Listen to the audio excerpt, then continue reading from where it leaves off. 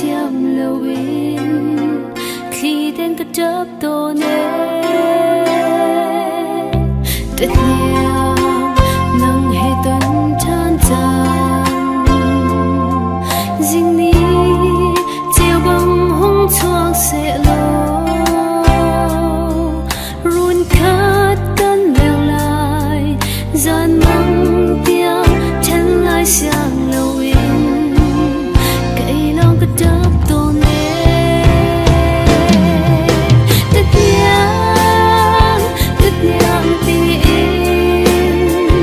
nắng ngày im dậy tiếng hân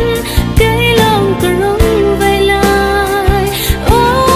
đất nhà liềm chia tràn lúa rộn ào mịt làm ấm hồng chuông cất lên liễu khát chiều ni ôm lại lâu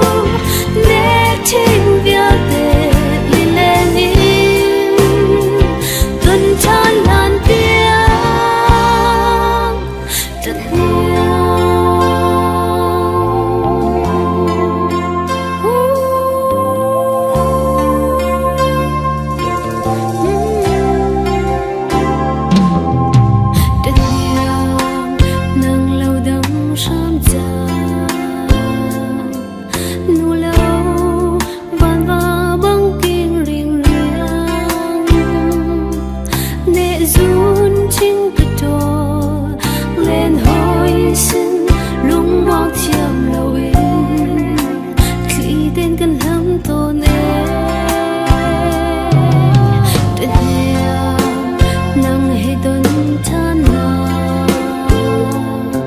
dinh nu